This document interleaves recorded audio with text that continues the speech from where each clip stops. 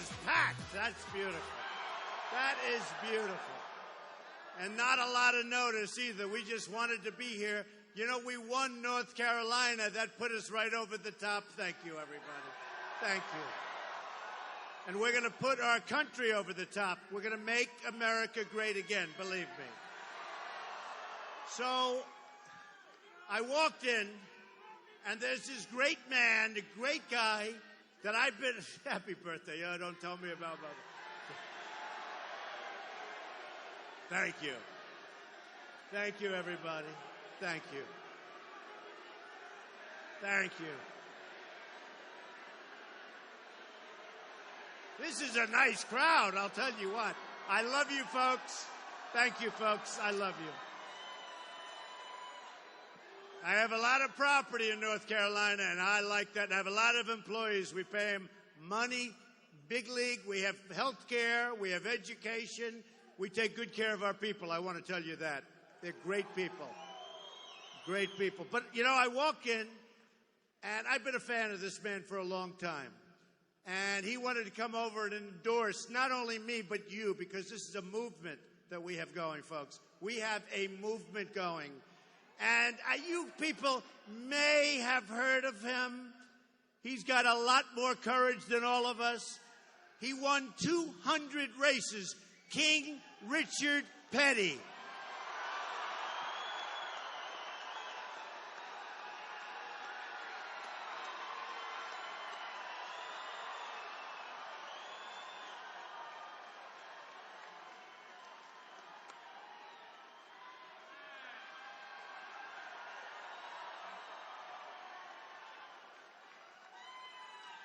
He's a great guy, I'll tell you.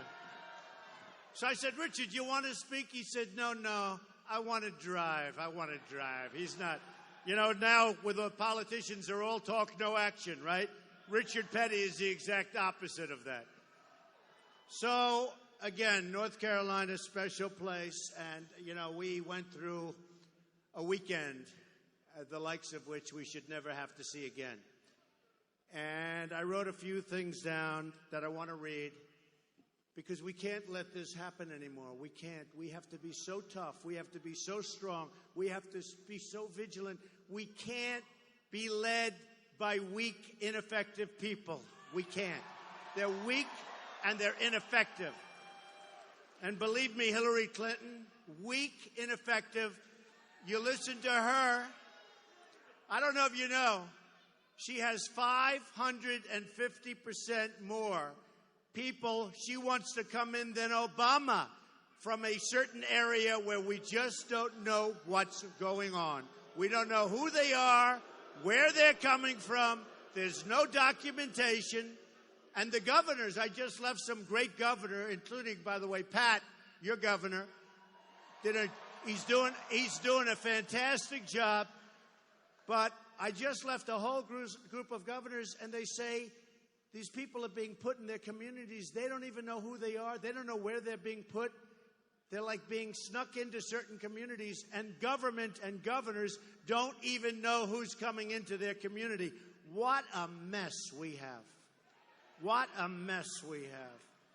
And I just wrote some of this down, and we got to do it, because normally I talk about jobs, which nobody can compete with us on jobs. Believe me, we're going to bring them back from all these countries that have ripped us off like nobody's ever been ripped off before.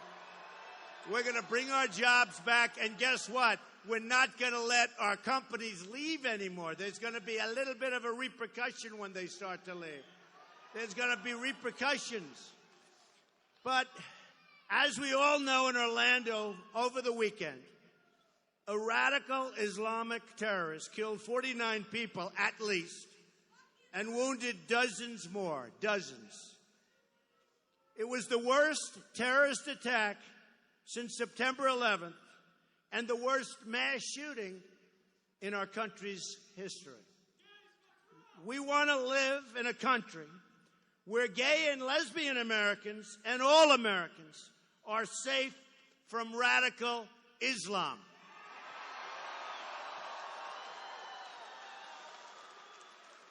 Which, by the way, wants to murder and has murdered gays, and they enslave women. Now, Hillary Clinton talks about women, and she talks about how she's going to do. She plays the woman card more than any human being I've ever seen in my life. And frankly, I don't even think women like her from everything I see. And yet she's taking $25 million from certain countries, and much more than that when you add it up, that treat women horrendously, that kill gays. And you know what's going to happen, folks? And you know what we're going to do right now? Let's call for Hillary and Bill Clinton to give back the $25+ million to the countries that we're talking about.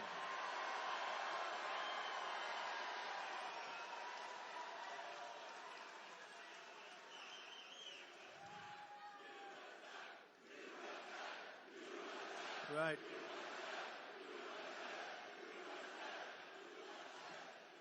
So, the killer's parents immigrated from Afghanistan.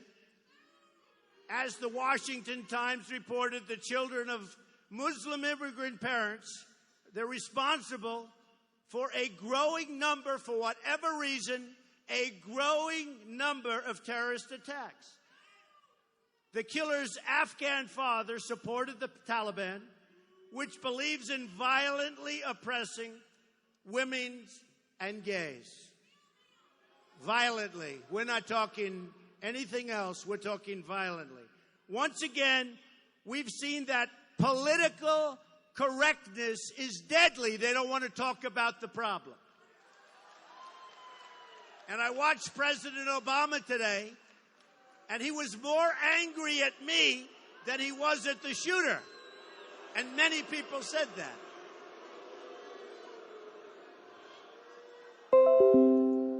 One of the folks on television said, boy, has Trump gotten under his skin. But he was more angry, and a lot of people have said this, the level of anger, that's the kind of anger he should have for the shooter and these killers that shouldn't be here.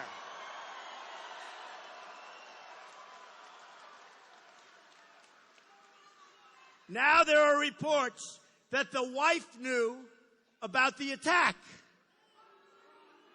The second wife knew about the attack, but may have not told the authorities. Nobody really knows. Her family reportedly is from Afghanistan. According to Pew, it's a Pew report, 99% of the people in Afghanistan support oppressive Sharia law. Immigration from Afghanistan has increased 5-fold. We don't know what we're doing, folks. Every year we bring in more than 100,000 lifetime immigrants from the Middle East and many more from Muslim countries outside of the Middle East. A number of these immigrants have hostile attitudes, and it doesn't take a big percentage. Look what one whack job. Look at this one whack. This one horrible savage.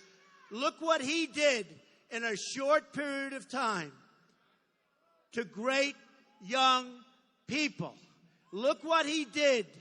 And look at the carnage and devastation and destroyed families that he's caused. So a number of these immigrants have hostile attitude toward women, toward gays, and people of different faiths. And that includes everybody.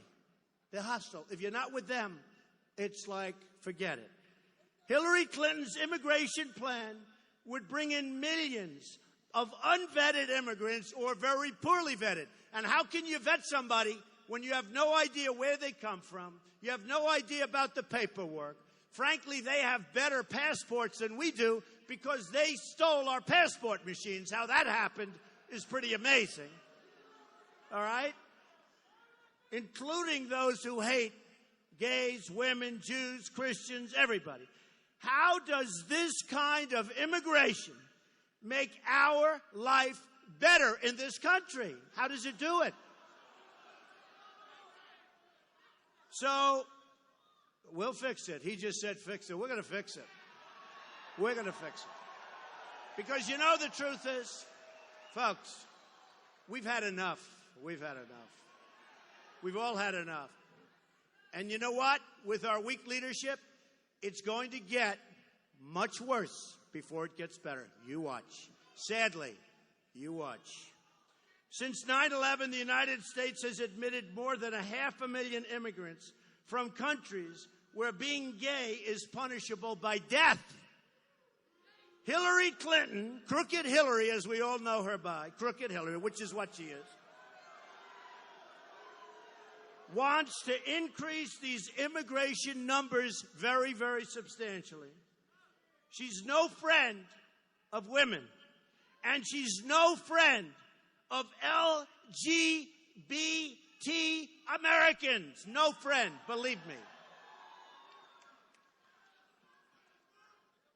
And how can you be a friend when you take many, many millions, tens of millions of dollars, 25 million from one country, they think?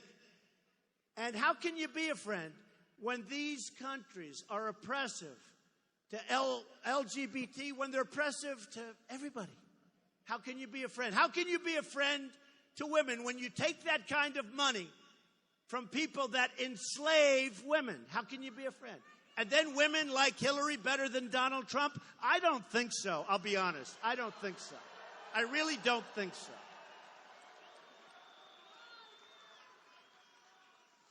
So, you know, whoever really runs your country, whoever your leadership is, says so much about the character of your country. Now, Hillary Clinton also wants, and this is amazing, she wants, and everybody knows it. In fact, they fact-check it. I thought it was 500%, and this morning on television, they said Donald Trump is wrong. I said, oh, really? They said it's actually 550%. She wants a 550% increase in Syrian refugees coming into our country. Again, we don't know who they are. Where do they come from? This could be the all-time great version, modern day, of the Trojan horse, folks. Remember that. The Trojan horse. Hillary's plan for resettling hundreds of thousands of refugees will cost the United States hundreds of billions of dollars, which we don't have. We owe $19 trillion. We're going to $21 trillion. Now we're going to spend billions and billions of dollars in bringing in people that we don't know enough about. And what I want to do, let's get the Gulf states. We don't want to put up the money because we don't have any money. Our infrastructure's going to hell. Our country's going to hell. Our military is in such trouble.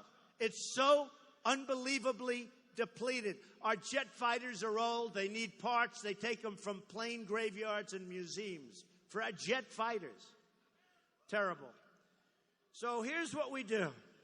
We've admitted 4 times more immigrants, remember this, than any other country in the world. We can't do this. We can't do this. Not surprisingly, wages for people working in our country, real wages, real numbers, haven't increased for 18 years. And then they wonder why I have packed houses all over the place.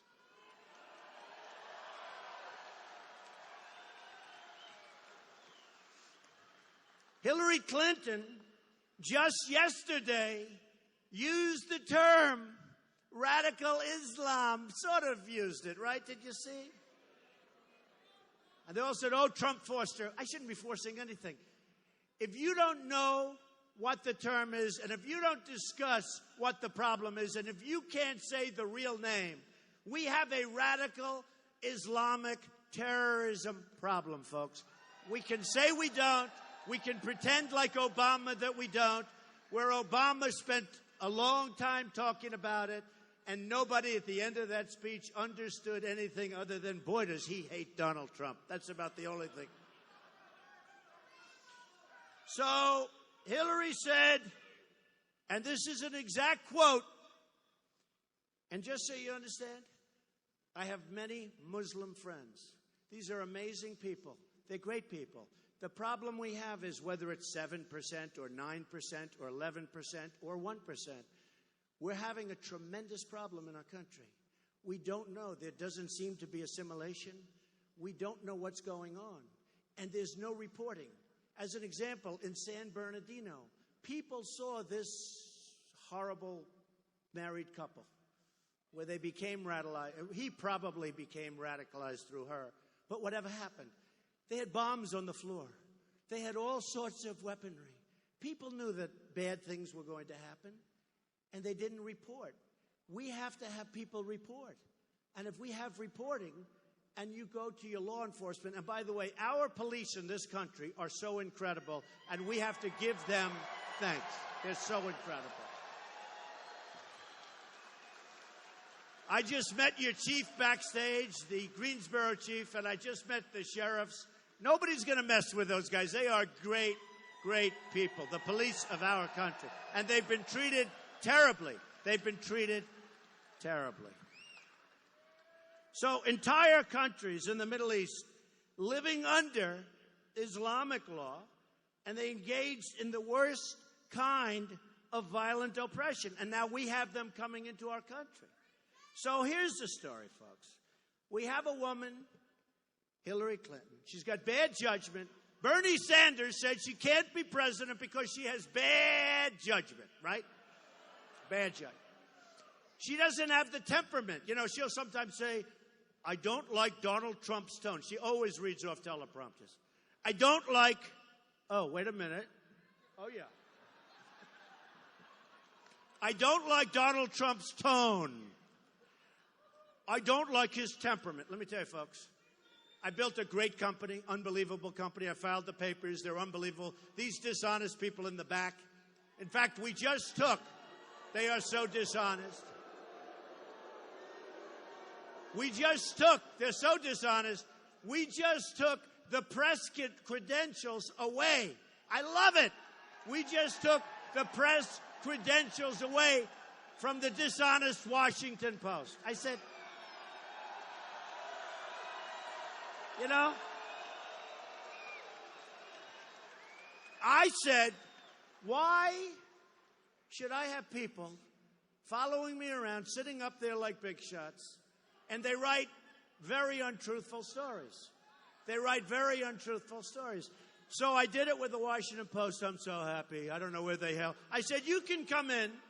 Where's the Washington Post? They're probably somewhere. Maybe they're in the back bleachers. I don't know. Okay. Okay.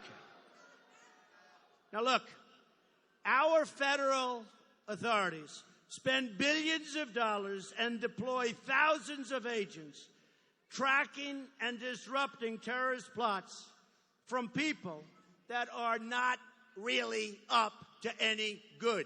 We're going to stop it, folks. We're going to stop it. Just remember what I said. If I got elected, we're going to be fair, we're going to be straight, we are going to be so straight down the middle in terms of justice, but we're not going to let people take advantage of us. We're going to go to the movie theater. We're going to go on airplanes. We're going to lead our lives like we're supposed to lead our lives. We're going to be straight down the middle. Everything's going to be fair. There's going to be total justice, but we can't continue to live this way. We can't continue to live this way. People are going to be afraid to go out. They already are. I mean, if you think you feel safer now than you did 8 years ago, I think there's probably not anybody in this room that feels that way. So I want to just read something. Did anyone ever hear me do the snake? The snake. I think maybe I've never seen a time, maybe ever, where this is so appropriate. I mean, it's so appropriate. Now, you have to think of this in terms of Islamic terror.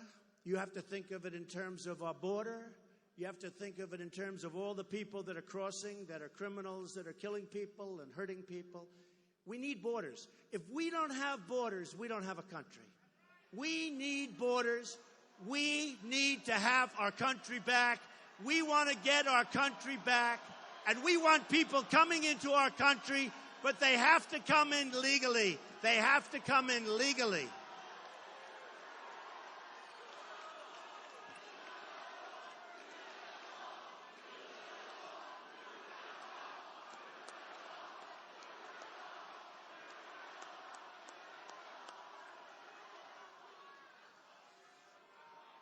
Don't even think about it. We're going to build that wall. Don't even think about it.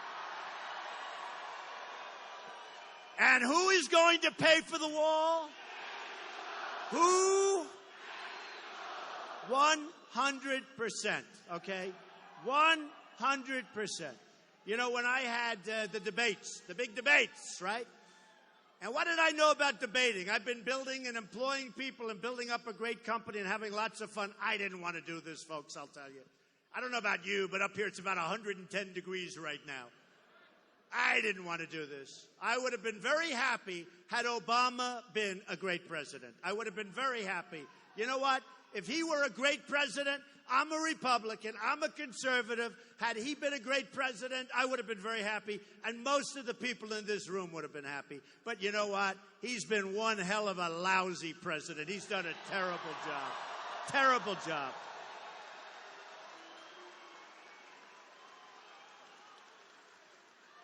He has done a terrible job. And we're running through weakness, and people are laughing at us. All over the world, they're laughing at us. And when China has a trade deficit, we have with China, think of it, we have a trade deficit, $505 billion a year. Mexico, $58 billion a year. Japan, so much we don't even know what the hell the number is. Everybody. Vietnam is hot. They're all hot. Every country does great. When you negotiate against the United States, if you can't win, you don't have much going. You don't have much going. And we have to turn it around. We're going to get the greatest negotiators. We have in our country the greatest negotiators in the world. We're not going to make an Iran deal where we give $150 billion. We should have never given that money back. We should have never, ever given that money back. And those prisoners should have been released years ago before we ever started the negotiation, folks. Years ago. We should have gone in. Do you ever see a negotiation, by the way, take so long? Especially since we lost every single point. We never once walked. Every time I'd hear, I'd say, oh, great, Secretary Kerry's going to finally walk. He didn't walk. The only thing he did is go into a bicycle race at 73 years old and fall and break his leg, then walk around. Never walked. But, you know, had he walked, we would have made a much better deal. Had he walked, had he known what he was doing. The Persians are great negotiators. The Iranians are great negotiators. Not only, by the way, did they make a great deal there, but as sure as you... And I was against the Iraq war from the beginning. You know, Hillary said, oh, can you trust him with the button? She's the one that wanted to go into Iraq. I've been against it. I said, Iraq, if you obliterate their military, you are going to totally destabilize the Middle East, and that's exactly what happened. The Middle East became totally destabilized, and what happened? We got ISIS out of the whole deal. I mean, the thinking that we've had for a long time, and then Obama, the way he got us out. Think of it. He gives a date. We're going to be out by X date. Who the hell would ever say the date?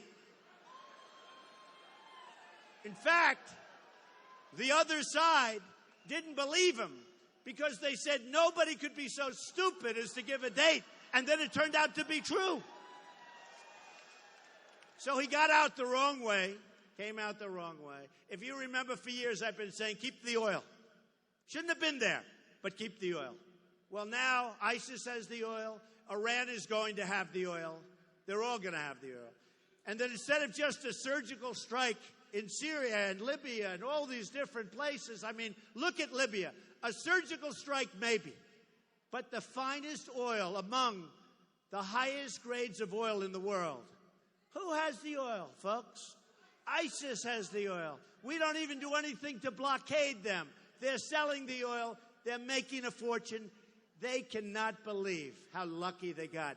If I get elected, they're not going to be so lucky anymore, folks. They're not going to be so lucky. And when we got out, we should have taken, remember this, when we got out, we should have taken the oil. I'll never forget some of the pundits, most of them, they don't have the brains they were born with. They said, they're talking about a sovereign country, Iraq, crooked as hell. How about bringing baskets of money, millions and millions of dollars, and handing it out? I want to know, who are the soldiers that had that job? Because I think they're living very well right now, whoever they may be. But think of it, the money that went out, the money, we've spent probably $4 trillion over the last 15 years in the Middle East. We build a school, it gets blown up. We build it again and again and again. But if we want a school in Greensboro, if we want a school in Brooklyn, if we want a school in Los Angeles, we have no money. We're flat broke. No longer, folks, no longer. America first. America first. Remember that. It's America first. It's America first.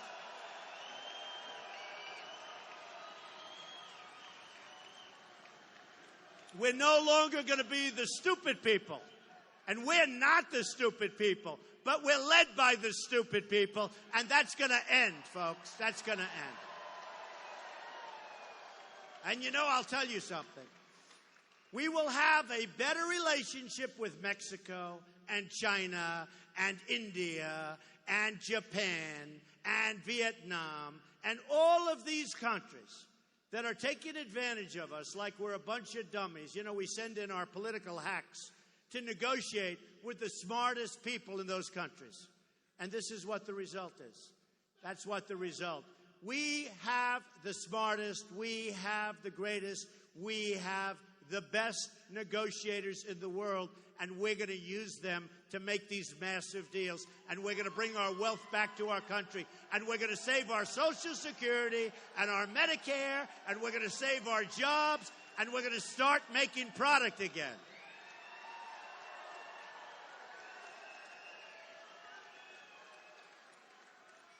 I mean, I know what happened to North Carolina after NAFTA was signed. And by the way, who signed NAFTA, right? Bill Clinton signed NAFTA. So people said, oh, the economy was pretty good then, except the person that happened to follow him, and for many years thereafter, we got killed because he signed NAFTA, and our jobs and our manufacturing left this country like nobody would believe. And all you have to do is take a look at North Carolina and all of these old places where you see the buildings today, and those people have been gone for many years. That was NAFTA that was signed by Bill Clinton. All right. So, are you ready? So this is called the snake, right? Al Wilson, the great Al Wilson. And it's really sort of amazing because it just works.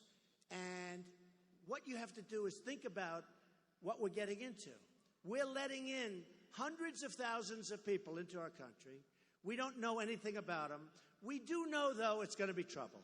And again, it doesn't take a lot. It doesn't take a lot. It takes 2%, 1%. It takes 2 people. It doesn't take a lot. But it's going to be much more than that. And we are going to see things over the next number of years like you've never seen. I really believe, unless I'm elected president, I really believe that. Because we're going to be very, very smart, and we're going to be very, very strong, and we're not going to be the fools anymore. So, this is called the snake. Who, by the way, I rarely do it, but who has heard it? Who has heard it? Should I do it again? So think of your border. Think of people pouring in. Think of people pouring in who you know are going to be trouble at some point, okay? You know they're going to be trouble, all right? Okay, let's go. Ready? Are you ready? That's all right. Get them out. That's all right. Get them out.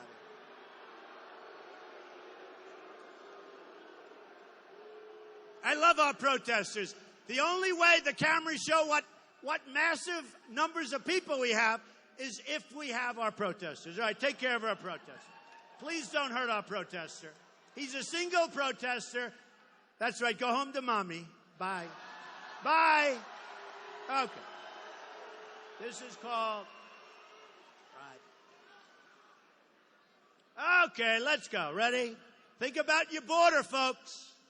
Think about your border. Think about people coming into our country. We're going to protect our country.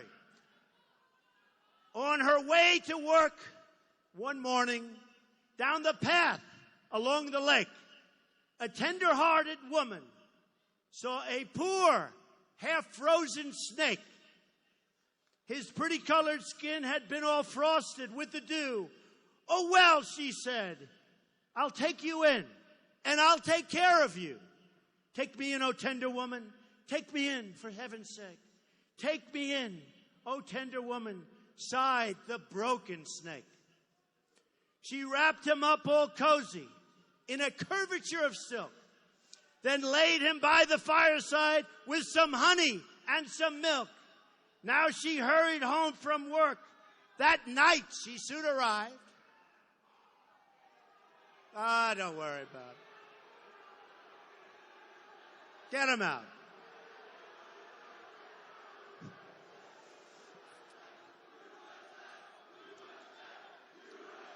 USA, USA, USA, USA, USA. All right, get him out. Thank you, officer. Thank you. Don't hurt him. Don't hurt him. Don't hurt him. You know, I get criticized every once in a while. They think Trump is too tough. I'm not tough. Please don't hurt that person. That's a very nice person, please.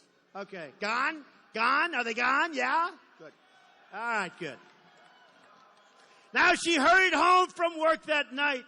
As soon as she arrived, she found that pretty snake she'd taken, and it's been revived. Take me in, oh tender woman. Take me in, for heaven's sake.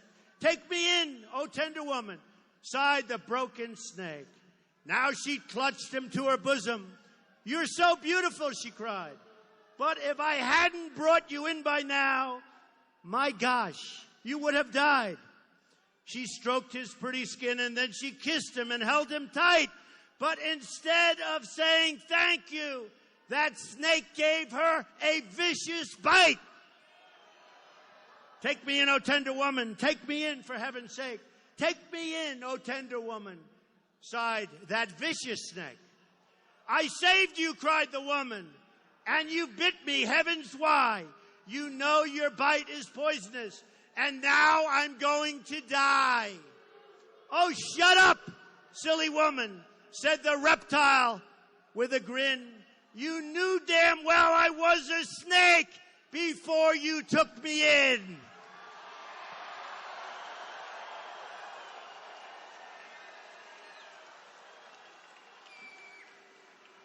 So, folks, I mean, we know what we're getting into, and we keep doing it because we don't learn. But we know what we're getting into, and we can't let it happen. We can't let it happen. So when I started on this quest, yeah, get them out. They're a little noisy over there. Get them out of here, will you, please? Get them out. So far in a crowd of like 9,000 or 10,000 people, we have two people that made a little noise. Front page of every paper, Trump rally. Let me tell you, folks, my rallies are the safest place on earth. The safest. The safest. So when I started this quest, and I didn't know I was going to do it, and I was helped by a lot of people, and you remember Indiana? Remember, Bobby Knight said, I want to endorse you, Mr. Trump. You're what we need as president. And boy, that was going to be the firewall. Boy, did we win Indiana big league, right? That was like Richard Petty. That was something. But we started, and who knew what it would be? We had all these people like this Charles Krauthammer. Oh, forget it. I'll never forget. Before I announced, I listened to Charles Krauthammer. And it's like a month before. And I told my wife, I said, boy, this sounds tough. He said, this is the single finest group of Republican leaders, perhaps in the history of the Republican Party. This is a great, great group of people. And then he goes, I think he might have said, like, Donald Trump's not going to run, is he? So I said, you know, if these people, I didn't know most of them. I said, if these people are so good, what am I running for? And then one by one, boom, boom, boom. We start off with 17 people, boom, 16, 15, 12, 9. Then we go 8, 7. Then we go 5. Then we go 4. Then we go 3. And we had 3 left. And I'll never forget, I had one state where I won like 38% of the vote. And Krauthammer and some others said, he has not broken 50%. I mean, I had like, I think 14 or 15 people, right? 14 or 15. How the hell do you break 50%? I mean, I think that's like, I must have gotten a record. So you have 17 people, you're down to 15 or 14, and then you get this massive number, whatever it might be. And they say, he has not broken 50%. Who the hell's Abraham Lincoln could not have broken 50%? Anyway, so then I won, and I kept winning and winning. And then we get to New York. And you know what's nice about New York? New York is tough, and they know me, right? Isn't it nice that the people that know me the best, the people from New York, they gave me a massive victory, and we still had 3 people. We had 3 people. And I got almost 62% of the vote. Think, with 3 people. You know, in politics, with 2 people, if you get 55 to 45, they call that a massive victory, right? I had 3 people. I had almost 62%. Won almost every county.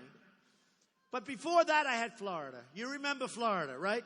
So Florida, and I was against Marco Rubio, sitting senator, and very, very, very low energy Jeb Bush, right? Right? I only say that because he signed the pledge, but he hasn't endorsed me. I don't really want his endorsement, but you know what, folks? When you sign a pledge, you're supposed to live up to the pledge, even if you don't like Donald. I mean, he's got good reason not to like me, I guess. Don't forget, he raised in his fund, his PAC, $168 million. So think of this. I spent the least, and I got the best result in a landslide. Isn't that what you want as your president? I spent the least, and I got the best result. I remember New Hampshire. I love New Hampshire. New Hampshire, in fact, yesterday I was in New Hampshire, gave the speech on what happened this horrible, horrible weekend in Orlando. And New Hampshire's been a special place because that was my first victory. And I remember so vividly talking to the people of New Hampshire. We had these massive crowds. It's different because you don't have rooms as big as this for the most part. But people, thousands of people were in the room and then standing outside. And I'd meet with smaller groups and I'd say, well, what's the big problem? They'd say heroin. I say, heroin? What are you kidding? Heroin. They said, it's a massive problem in New Hampshire. It's a massive problem all over. And it comes in through the southern border. And that's why we're going to build the wall. And by the way,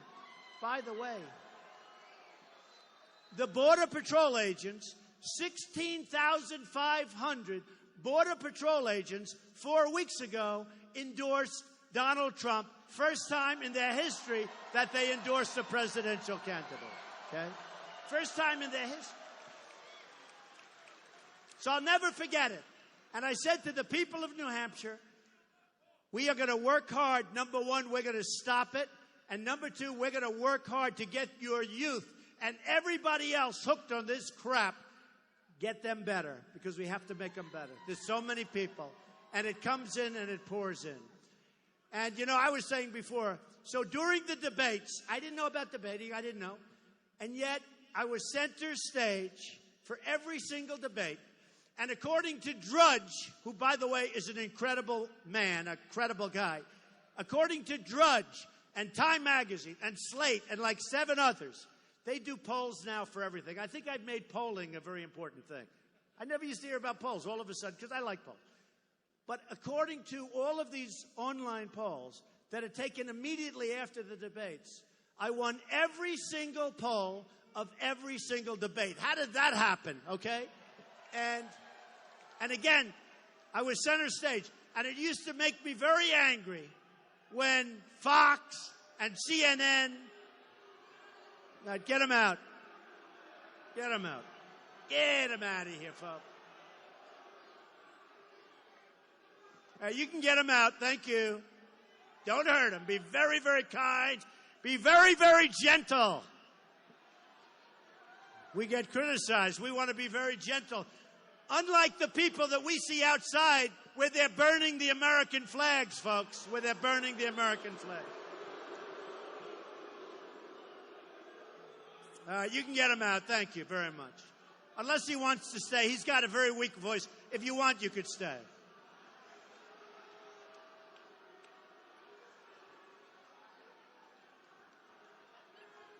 Thank you. Thank you.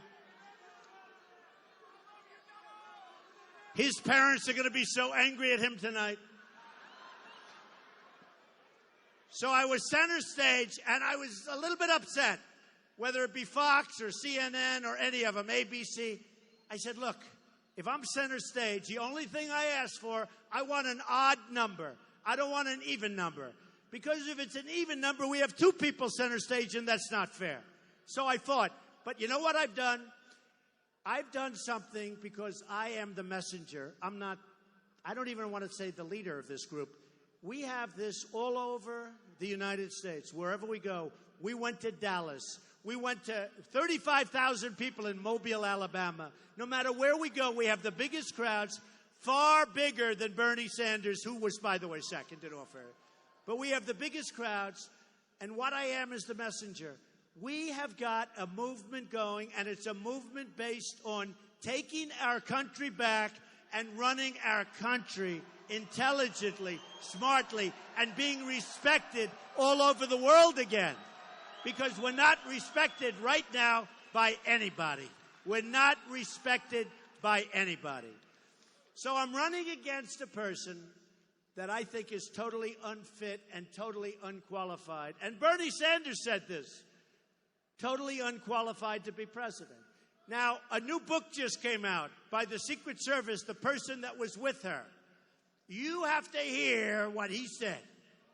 I mean, I hope the book sells. I'm sure the mainstream media won't be writing much about the book. But it's a new book, and it says she doesn't have the judgment, she doesn't have the character. She was like a screaming maniac.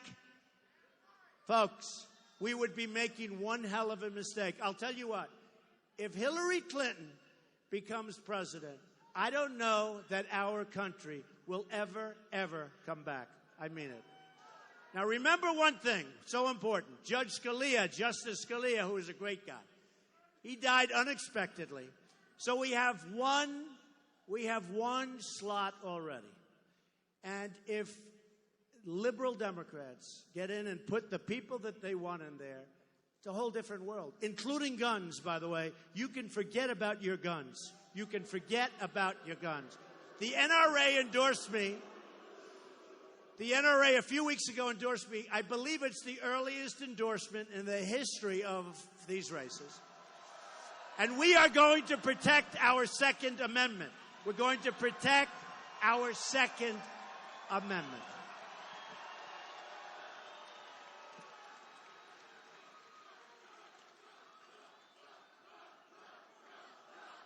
Thank you. Thank you.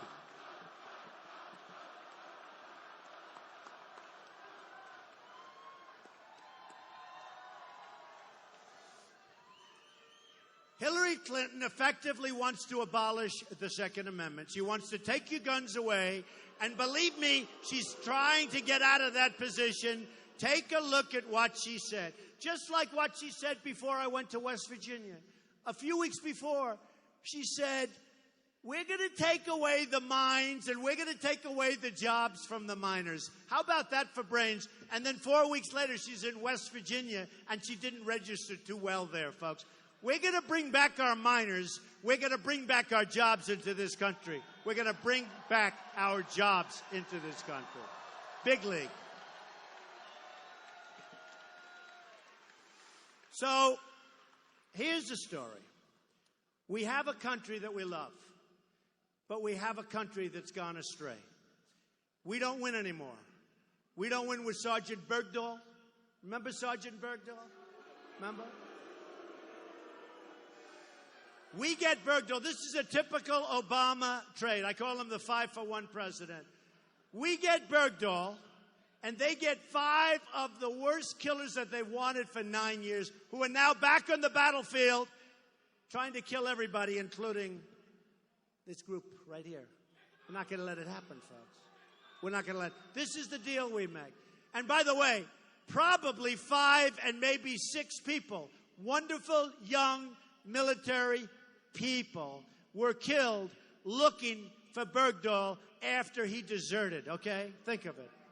Now, in the old days, you know what would have happened to him, right? Quickly. In the old days. 10 years ago, it wouldn't have been pretty, but he would have lived. And today, they're talking about maybe nothing's going to happen to him.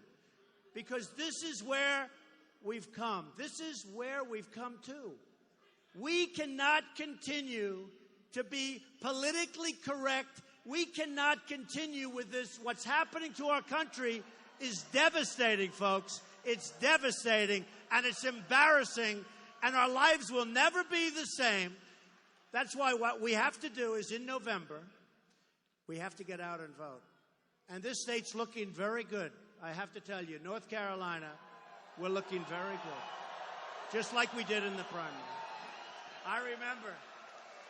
I remember in the primary, I wasn't really favored to win, but I remember I went to make a speech in North Carolina, in the Charlotte area, and the crowd was like unbelievable. And I came back to my people, I said, you know, I think we're going to win. That's not like the second place finisher crowd. And we won easily, as we did in many, many other states. And by the way, speaking of that, we have received more votes in the primaries than any other person in the history of the Republican Party. Think of that. Pretty amazing. Pretty amazing. Almost 14 million votes. We've received almost 14 million votes. Think of it. I mean, that's pretty good. I'm very proud of that. Ronald Reagan, who we love, we received many more than Ronald Reagan. More than Nixon, more than Bush, more than Eisenhower, Dwight D. Eisenhower. I mean, he won the Second World War, folks, you know, I mean. So we're very proud of that. In addition to that, the Republican Party was up almost 70% in terms of voter turnout. And the Democrats, despite all you hear about Bernie, by the way, it looks like Bernie's gone, folks. Looks like he's gone. Looks like he's gone. Crazy Bernie, I guess he's gone. So now we'll only have Pocahontas to think about because I think, you know, I think maybe it could be Pocahontas. I hope so. I hope it's Pocahontas. They said, Mr. Trump, that's a terrible thing. Would you apologize? No, they want me to apologize. They want me to apologize. I have to. No. But I did. I did. Can you believe it? I apologized. I said, I'd like to apologize to Pocahontas. It's true.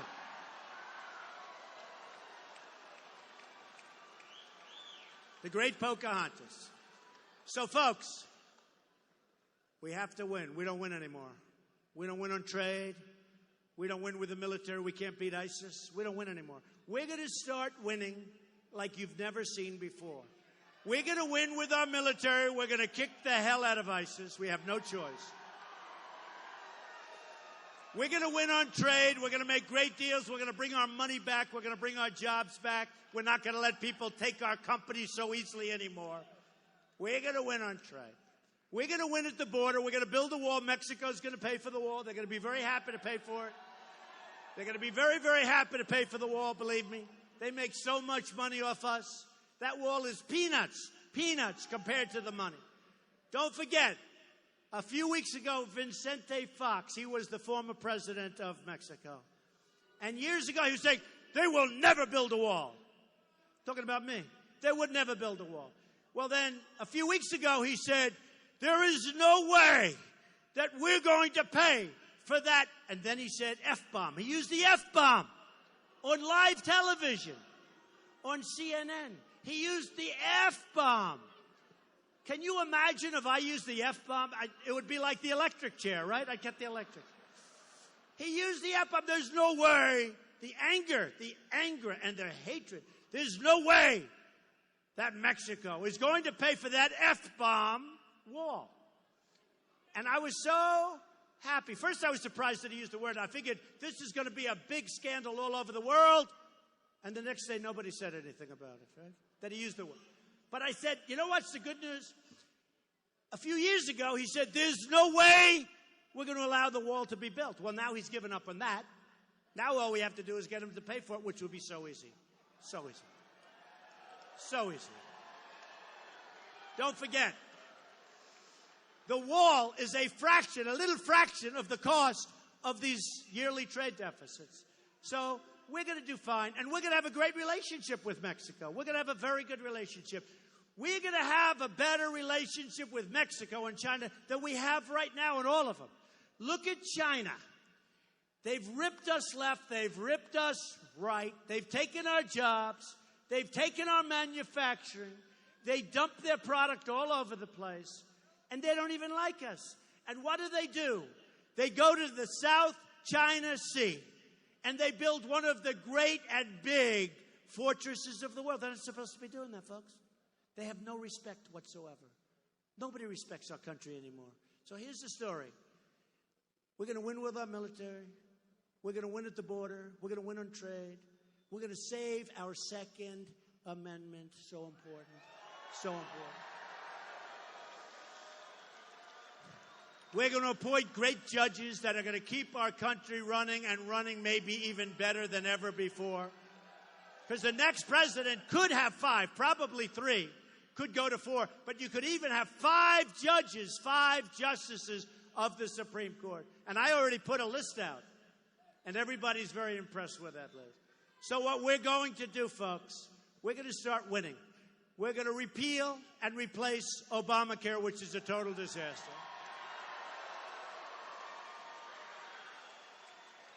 And if you look at your premiums, and if you looked at your deductible, it's so high that unless you lead a really long, horrible death, you're never going to get to use it. The deductibles are so high, it's a disgrace. Obamacare is a major failure. We repeal it, we replace it. We repeal Common Core, we bring our education local.